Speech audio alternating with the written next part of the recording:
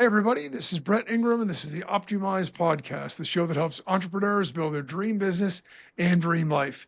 Today, we're talking with Al Kushner, celebrated thought leader, award winning author, and innovator in AI driven personal branding with specific expertise in LinkedIn.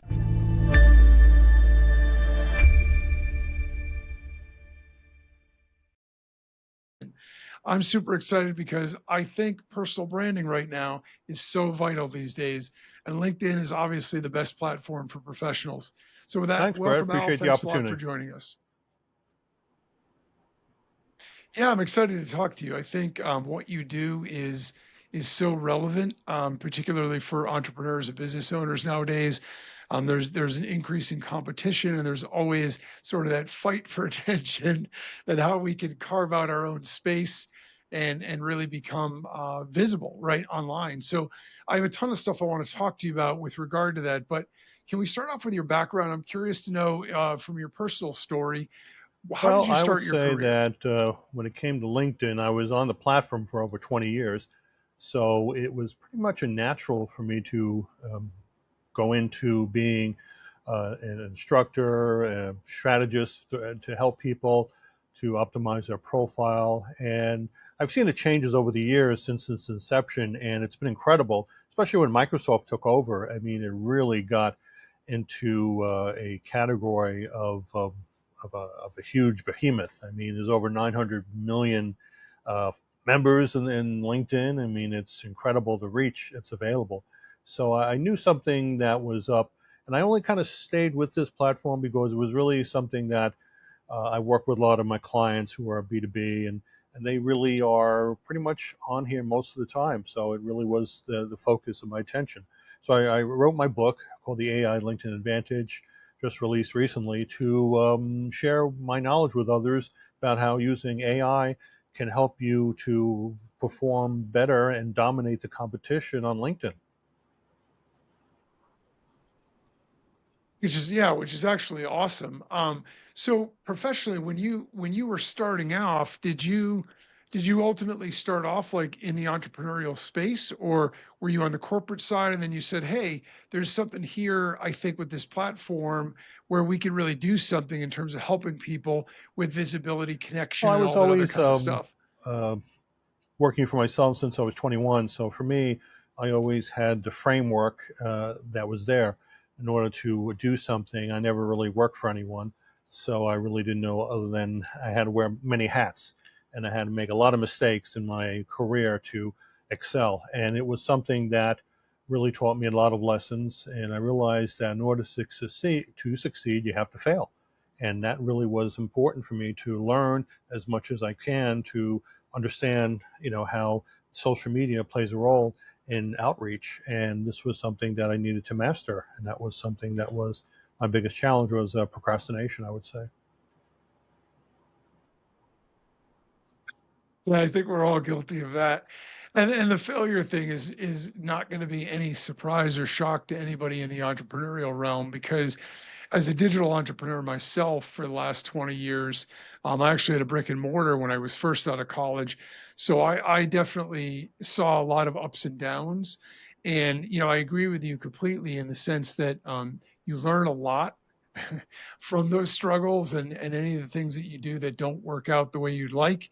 In the moment, it's not so pleasant, and you're not focused always on, hey, this is a great learning experience. At the same time, if you have the ability to reflect and you're okay with distancing yourself from, whatever challenge it is that you're facing, there is always something to learn. And oftentimes, what I have found that's fascinating to me, because it's a little bit cliche, but it is true, is that when you learn from those things, you learn so much more that you're able to come back stronger.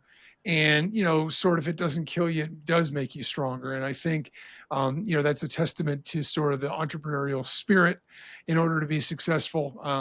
I haven't talked to too many entrepreneurs who had a straight line from the bottom to the top with no bumps in between, and everything was, green lights and clouds and sunshine from day one. Typically you have some struggles along the way, but you do figure it out if you know that if there's something there for you. So as far as personal branding goes, how did you get your start helping other people? So you sort of decoded LinkedIn. You said, okay, I see here there's a platform, there's things that I can do.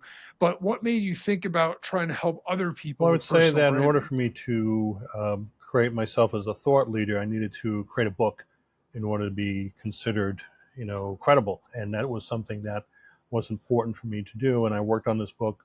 It's been in the making for a couple of years, and I'd say that it really taught me a lot of things. That technology changes so fast, and it's incredible. Even this book is currently dated, not really outdated, but I most likely will probably have to update for next year because of the new programs and software that's available. But it's incredible that to be an entrepreneur in this day and age is so much easier now than it was years ago. I mean, it's really just shocking to know that with AI technology, it really is like having your own team working with you to help you achieve your success. Yeah, I mean that's fascinating. It's funny because I have a son who just graduated college, and so for people his age, if they're trying to go into the workforce, in general, they tend to be a pessimistic group, right? Because the economy's bad or no one's hiring, and I totally understand all that, and minimizing the challenges that there are in terms of finding a job right now. At the same time, I have to say I totally agree with you. You know, when I had my brick and mortar business, in order to advertise, we had to put ads in the back of magazines because it was like the early days of the internet, right? So you couldn't buy Facebook ads. There was no such thing. And so you put these ads in, you had to submit it 6 weeks in advance. There were thousands and thousands of dollars, and you had to submit your next ad before you even knew if the first one worked. And so you had this lead time, you needed a big budget, you needed all these other things, and you wouldn't get any results for a long time. You also needed a physical location, right? I had 7 employees and we had a physical office space because there was no other way to really do a business back then. Now you fast forward, and with the technology, COVID, one of the positive things that came out of that for businesses is they understood ways to streamline, ways to let people work remotely and still get stuff done. And with the advent of broadband and high speed internet and now AI, it's incredible the amount of things that you can do. You could start a business from your attic, your basement, whatever, in about 24 hours. I mean, it's just crazy to me to see how that has gone. So um, there are a lot of socials out there. What was the thing that made you really Well, I would focus on say that LinkedIn? this is the one that pretty much has the professionals that congregate the most compared to other types of media. And that was really where I needed to be. And the way they conducted themselves on the platform was much more professional compared to other types of platforms. So it was just something that really, just was the thing to do. And I just really didn't focus on any other types of social media because it really didn't make sense because it's a matter of LinkedIn alone is so many changes happen every week with the algorithm. You need to be updated on it. So it really took my attention to just focus on one platform and do it well. And that's really what inspired me to continue with LinkedIn, I would say.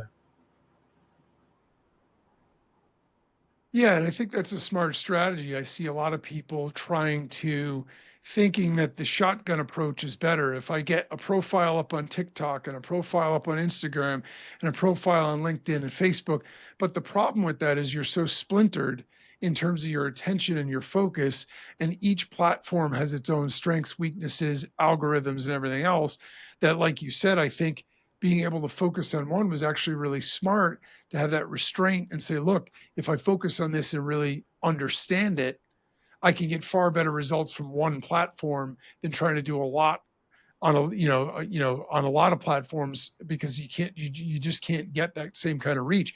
You can expand out later, but it's better to be good at one thing. So if somebody's new to LinkedIn, what are the first steps that they should do to be able to create a profile that's going to be that's going to resonate, that's going to help Well, them start with a get professional seen? headshot. I mean, that's usually the important thing, and because you don't get a second chance to make a first impression, and that really works well. I also work on the background image. There are Canva, for example, would help to create a billboard in the back to help focus on your strengths or your skills you want to share with others.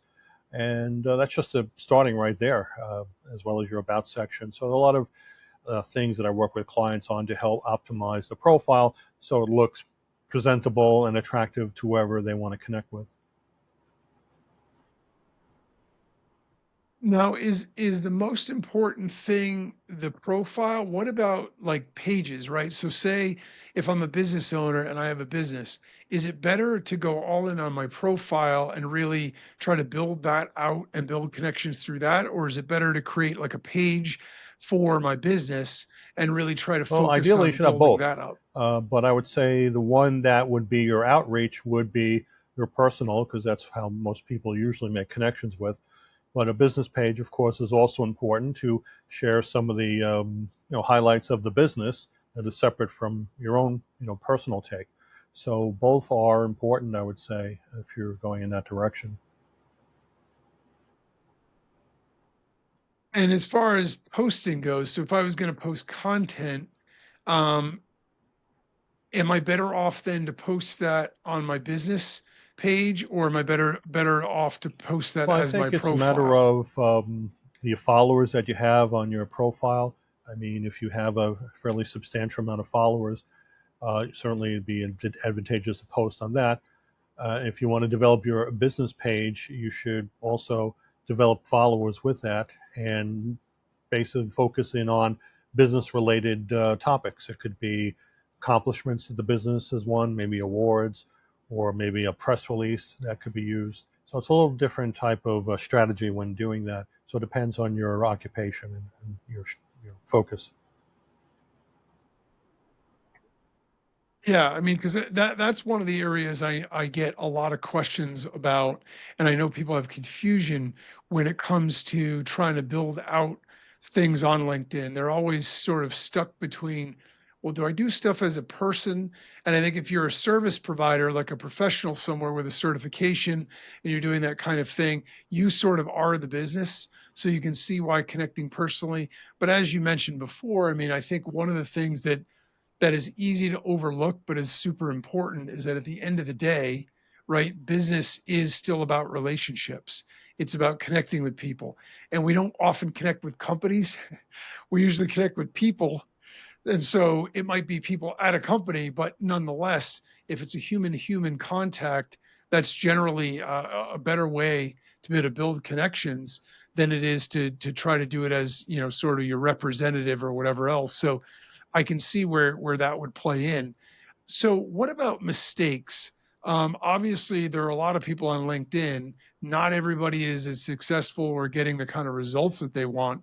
Are there particular mistakes that you see people making on LinkedIn that hold them back, and so they're not able to All the get the time, I results that they find a would lot of want? people don't even bother to fill out their profile, and then they try to do an outreach, and they're wondering why they're not getting accepted or connected. So it's really, you got to get your house in order before you do anything.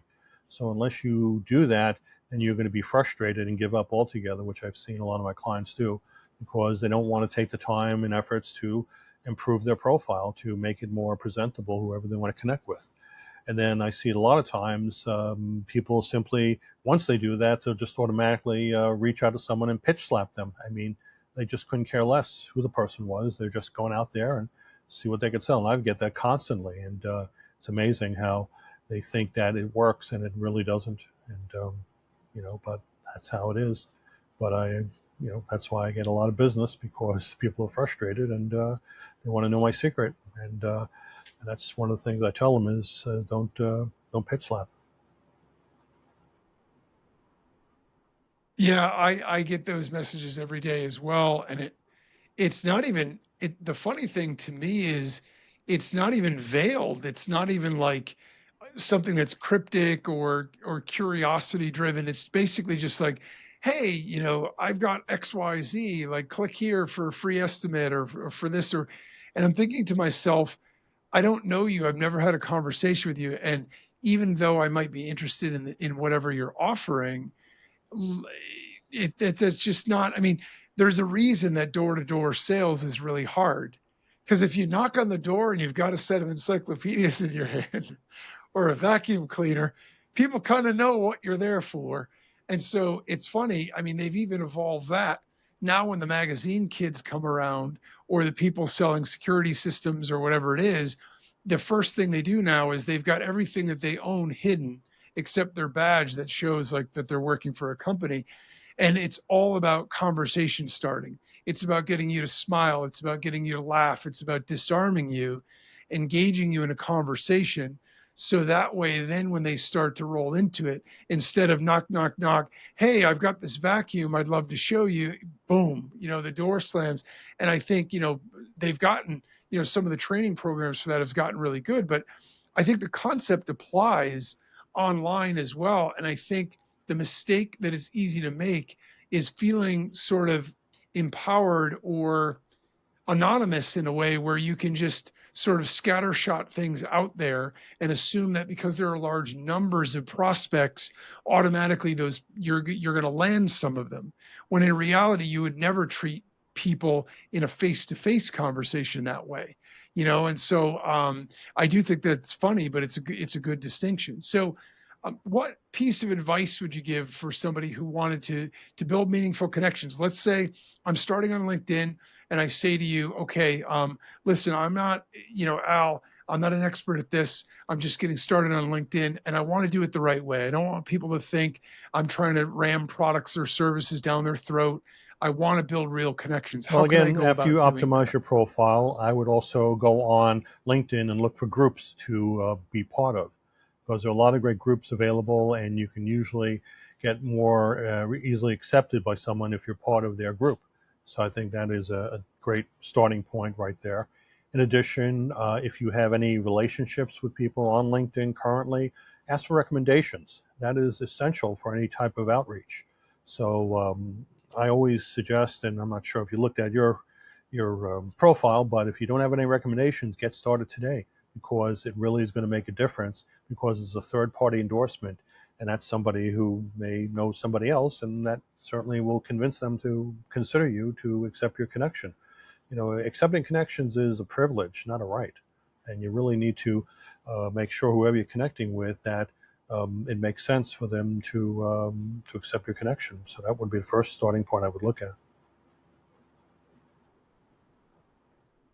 Yeah, that makes sense. In fact, funny story, I actually got a great podcast guest as a referral from somebody else, and that's what he did. He was on my show, and then he knew somebody else who would potentially be a good guest, and what he did was connected the two of us.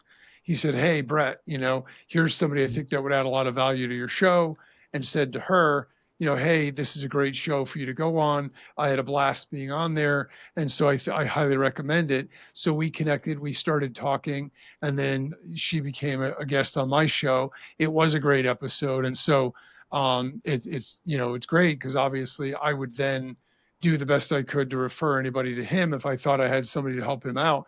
And it's funny how sort of, it's sort of the opposite of forces, right? Like the more we give, the more we tend to get in return. The more we try to get, the less, the more people pull back and the less we're able to accomplish. And so I think it definitely is a really smart way to go about it, because a warm endorsement is always going to be a lot more powerful than just trying to do it all cold Mhm. on your own. So let's talk about AI and its role now, because I know you're big on that as well. How can we use AI, or how has it affected or transformed the way people are operating on LinkedIn, and how Well, could we you use could it to our certainly use it in advantage? a way to create content. I think is great. It gives you ideas on what kind of articles you want to write. I think when you are having a certain amount of followers, you want to create a newsletter, and certainly AI can help you develop ideas for topics for newsletters and work on an outline, which is great. In addition, it can help create scripts of videos. Videos is very popular on LinkedIn, and very few people are doing it effectively. So you can use it to write a script, usually for anywhere from 30 to 90 seconds is a sweet spot, and present it. I had done a video this week, in fact, in a group, and got well over, I don't know, 1,200 views, which was the biggest views ever. And that's for a 90-second video in a group that I was part of. And that was incredible to get that kind of reach. And if it was just a I don't know, a text-based article, I don't think I would have gotten that result. So I think that makes a difference. That's really what's trending and that's popular. And AI can help create a script for that video. So was the video, is the focus generally educational? Is it like what is the content? And I understand it's going to vary based on your market and your audience and all those kinds of things, but are there general tips or ideas about the Yeah, well, kind of certainly, content that works the especially best? since the group is not your group itself, you want to be respectful for the people who are in the group, and therefore it should be at least 90% educational. And that's important. So that's what I try to showcase, talk about some of the pain points that a lot of the members are experiencing. So I reached out to certain groups. I'm part of accounting groups and attorney groups, and usually I talk about topics on LinkedIn that are pain points for them. And a lot of times it has to do with whether it's optimizing the profile or the problems with their outreach and how come they're not getting results. And I just share my insight, and that's something that resonates well, and it gets approved by the group leader and shown to their members. So I think that's important to respect the group, respect the members, give value, and in return, you reciprocity would work. Hopefully, get people to reach out and connect with you. And what about newsletters? So I know some people that actually, in fact, I was talking to a podcaster a while ago. And he started the podcast after he actually did. He was a LinkedIn guy, and he had a newsletter. And he actually makes more money from his newsletter on LinkedIn than he does for anything else. And I was pretty shocked to hear that because I wasn't exactly sure how I didn't get into the details with him about specifically what he was doing, but from a newsletter standpoint, is the idea there just to try to again pick on some main ideas that people in your audience would want to create a newsletter around that, and again, like publish, informational and educational kinds of tips and things like that in order to build your audience around that, or what is the general strategy with regard Well, to I a think for the newsletter most for part, if LinkedIn? people are going to read a newsletter and take the time to do that, you better touch on certain pain points that are of value to them. That's really what it's all about. You're not going to win any people by selling them services right off the bat. And for the most part, you want to gain trust is to give value, and that's what I do. Whoever reads my newsletter is going to get each week something that was a concern for them and help them resolve that issue. So that's really what it's all about: is give, give, give, and at the end, you can promote your services. And my situation is could be a book or it could be a service that I provide for consultants. So and they look at me as a thought leader to for them to turn to solve their issues. Yeah, I mean, and I think that's so important, right? You need to show people that you understand what their issues are and that you have some ability to help them solve them, and then they're going to listen. I think the mistake a lot of people make from a marketing standpoint is they think the louder they scream or the brighter the headline or the more in your face things are, that's how you get attention. When in reality, you might get attention, but it's probably going to annoy people. The best way to do it is to show them value by giving them something that's going to make their life better, solve their problems, or show that you at least have an understanding. I mean, a lot of times people just feel isolated or alone in whatever they're doing. In fact, I'll tell you one of the main reasons I started my podcast was because going through digital marketing, as an entrepreneur for 20 years, one of the big regrets I have, and one of the things that I realized along the way is it's relatively lonely, right? So the flip side of all the benefits of technology and all that is that because we can do everything alone, oftentimes we do. I have colleagues in my industry, but we only get together a couple times a year at events. And so one of the things that occurred to me is there were a lot of times that were, struggle or whatever else. And then you come to find out when you connect with other people, you feel less alone. Other people have answers to problems that you've been struggling with. And so I wanted to give that voice to other people and know that, look, if you're out there trying to be an entrepreneur, trying to do your thing, if you're having a low time, if you're struggling, keep at it, right? We all go through it. But the important thing is to know that you're not alone, connect and make sure that people feel heard. And I think that that's essentially, what you do when you're trying to do that. So, what inspired you to write the AI LinkedIn advantage, and what are the like key takeaways, or what's the upshot that you're hoping What people are inspired going me to is that I gain looked from in the it? marketplace to see what was out there, and there was really nothing out there that really combined both AI and LinkedIn together. So I said, if I didn't do it, somebody else is going to. So I jumped at it, and that really was the main point. And I would say some of the key takeaways I found is that you can save a lot of time and aggravation by using AI to help you to create content and help you with all different strategies that have never been imagined before. And my book kind of highlights some of the things to look for, which software or tools to use, and really help people to save time on the platform, be more impactful, and pretty much dominate the competition. Because right now, your competition is probably out there using AI technology, and you're getting left behind. So that's really what it is. So either you're part of it, or you're not. And a lot of people are learning that they need to step up their game, and this book helps them to do that. Yeah, I mean, it was smart, right? Timing wise, because you're exactly right. Somebody else was going to do it if you didn't do it first. And there are a lot of people that are, exploring the ways that we can use AI. The challenge is, of course, that for all the tools that are out there now and all the ways it could be used, it's evolving so fast as well that it's really hard to stay on top of everything and all the different things that you can do. But it sure is fascinating, and I'm, I always try to use AI as a tool, but not as a replacement for my own voice or my own ideas. So I will use it to organize things, create outlines, create drafts, but then I always put my own spin and my own flavor into things, because I think it's super important that we maintain that element of authenticity at the same time.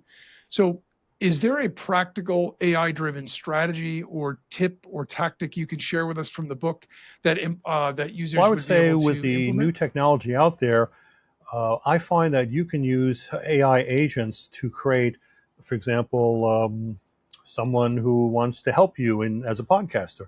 Create an agent that can go ahead and have all the traits you're looking for. Instead of paying thousands of dollars for a consultant, have the AI be your consultant for you. And just imagine the possibilities. Or even better, imagine if you have people who are part of your advisors, like a team of advisors. Now, who would you want to have as your advisor, Brett? Who would we want part of your team? You got 5 people to choose from. Who would you choose? Yeah, so I mean, I would choose people that either run podcasting networks, or somebody who is, a really, really well-known podcast host, So in my space, I'm in the entrepreneurship space. So, John Lee Dumas or somebody like that is, Pat Flynn, those kinds of guys would be people that I would I think benefit from a lot, because Yeah, they've well, been there great. a Just lot longer imagine than you I could have. take their teachings, their books, and download it into a AI agent, and they create the persona of a, let's say, of a Gary Vaynerchuk, for example, or Seth Godin, and Mhm. you've got that team available for you at your disposal. So you were running by ideas and how to grow your podcast, and these guys will help you out. Which is awesome, and that really is amazing what AI can do in terms of you not being alone, but you actually having the ability to work with partners that really are there 24/7 and don't complain at all. The no complaining part is good for sure. Yep. They don't take time off either, which is also nice. So do you have any particular success story, or any particular maybe client or person you've worked with that you want to share, something that you Well, I were mean, able to I've got do to so get many, results? and if they go to my profile on LinkedIn, you'll see a lot of testimonials. But I would say that majority wise, the people who I've helped optimize their profile, they've seen tremendous difference in terms of their reach. They've seen an increase in the amount of followers they've had. They are shocked at about amount of people who are interested in their services all of a sudden because certain keywords were optimized, because that's what LinkedIn is about. It's actually a search engine. So if you think about it, someone's looking for a certain service, and if you have that service, you can make it in a way that it'll come to the top of the list, and that could be incredible in terms of the reach. And you're getting referrals from people who are who've used your services or who've known of you, and that's incredible how LinkedIn can create that demand if you have the right tools. It's really amazing. Yeah, that's a good way to look at it, because I don't know too many people that look at LinkedIn as a search engine, but it actually does make sense. I mean, it is the one platform I would say among them all, other than I mean YouTube a little bit, but it's more for content than it is for services, where people will actually go when they're looking for a professional in a particular area. You don't really go to Facebook or Instagram or TikTok for that. You go there for entertainment, and you might find that stuff too, or to connect with people. But with LinkedIn, it's really true that if you're looking for a particular service, it's a great way to find it. So that's a really cool distinction. It's simple, but it's actually really powerful to sort of look at it that way. So is there a mindset shift that you think professionals can make that will help them dominate LinkedIn as opposed to just Well, existing I there? think those who have the knowledge will have that advantage over other people. So it's a matter of, either you embrace it and you absorb as much information as you can by listening to podcasts like this, for example, reading books, YouTube videos. I mean, there are a lot of resources available. Take the time to learn, and you'll find that you'll get the results that you can never imagine on your own. And that really is a game changer, I think, nowadays. There's no better time to be an entrepreneur than this day and age. Yeah, and I think one of the big things that I coach lots of entrepreneurs, and one of the things I tell them all the time is that the most important thing too is to be very consistent and persistent with what you're doing, because too often what happens is people try a tactic or a strategy, and if it doesn't work right out of the gate, they scrap the strategy as failed. And that may not be a great strategy or it may not be a great tactic, but sometimes it just takes a little bit longer. Sometimes you need to dial some things in or make some tweaks before you cut bait on everything. And if you do everything to 10% effectiveness, you're going to have a lot of 10% of nothing, right? You've got to see something through, focus on it, and play the long game. And I think if you have the right strategy in mind when you're doing that, it allows you to not get so obsessed with the instant results of how many followers did I get or how many new connections did I get today, as opposed to just focus on the process of providing that value, making real connections that are authentic, and knowing that over time it will build and it will grow. So I think that's super important. So let's talk about the future a little bit. Where do you see LinkedIn going? How is it going to evolve over the next few years? And what do you think AI is going to have in Well, I terms of an think impact on at that? the current rate, I believe it's probably going to reach over a billion if it hasn't reached it already. So it definitely is going to be growing. And I think AI is definitely here to stay. And I think for those who don't embrace it, they'll be left behind. So you really should take it by the reins and get as much information as knowledge as you can. And I think that there's a lot of jobs that'll be created and a lot of jobs will be lost. So I think it'll be a challenge for a lot of people on LinkedIn when looking for the type of work that they used to easily get and now may not be available. And those who are in growth industries like prompt engineers are seeing opportunities available that are incredible. The amount of money being thrown at them are it's incredible. So every situation is different. This generation is going to be probably having a lot easier nowadays to reach and be self-employed. I think because of the resources available, like AI technology, to help you succeed. Just imagine a team that's available for you 24/7 that doesn't ask for money and is happy, and you can ask for a better group of people to work with, and AI is definitely going to be here. Yeah, true. True that. Yeah, absolutely. All right. Where can people find you, your Sure. products, your Well, my book is services, and connect available. with you? It's on LinkedIn, actually on Amazon, and also Barnes and Noble and other fine retailers. Get a QR code as well over here. You can also find it on Audible and Spotify for those who Awesome. prefer listening, which I do myself. And you can also follow me on LinkedIn. Go to my website, also linkvantage.com. I do have a free ebook on how to optimize your profile, so you can check it out. And yeah, reach out on LinkedIn, and I look forward to connecting. Perfect. Thanks for that. All right. I have one last question to ask because I always want to know what everyone's going to say. And that is, what's your number one tip for success? as a business owner Tip or for an success entrepreneur? is always be learning. Make your car a university on wheels. Always listen to audiobooks and listen to podcasts, and you'll find that you will have no shortage of valuable information. You will always be on top of your game because you're always learning about the new things that are always out there. And that's what I try to do every day. And I'm excited to be here to be part of that process. That's awesome. I love that idea. University on wheels. Very cool. I might borrow Yeah. that. That's great advice. All right, thanks. With that, it's just about time to wrap things up. Thank you again, Al, so much for sharing all your insights and great tips with us. Visit linkedvantage.com to explore Al's groundbreaking book, The AI LinkedIn Advantage: Unleash the Power of AI and Dominate the Competition.